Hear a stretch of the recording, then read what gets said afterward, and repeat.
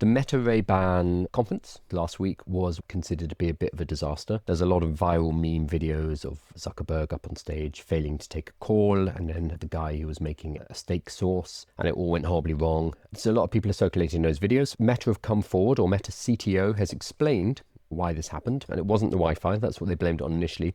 So he's saying, Andrew Bosworth said that it is because of the number of people who are using the Meta glasses at the same time. When the chef said, hey Meta, start live AI, it started every single Ray-Ban Meta live AI in the building, because he said it up on stage. And there are a lot of people, Bosworth explained, that didn't happen in rehearsal, referring to the number of glasses triggered. Because there were so many Meta Ray-Bans in that room and in that building at the time, when they went through the live demonstration, they all triggered at the same time. It's like when South Park had the episodes saying, hey Alexa, triggering Alexa at home. It was triggering their Alexas.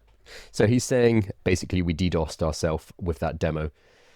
So they overloaded the servers by giving a demonstration of the Meta glasses in action, and it triggered all of the Meta glasses at the same time. Whether or not that's true, I don't know. They should be able to take more than a couple of hundred requests at a time, but it hasn't been fully publicly released yet. A lot of people have been focusing on the mishaps. It's very easy to look at the fails and to laugh.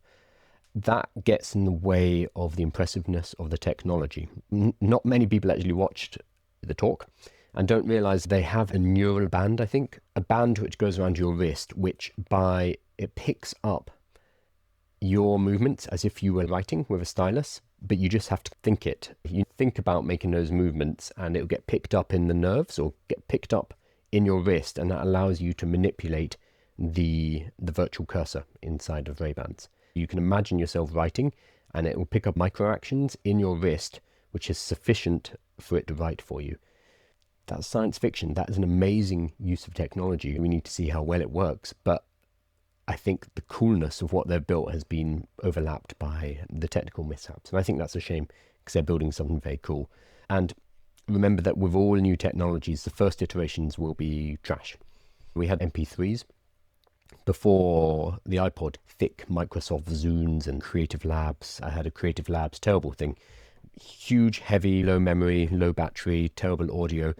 We have to go through these iterations of the tech being clumsy before we get to the final form, which was the iPod in the example of music. We're going to have to do the same with glasses. Whether or not they replace a phone, that is still to be seen. But I do applaud for Meta at least trying and building quite cool new technology. So I don't think we can be too hard on them.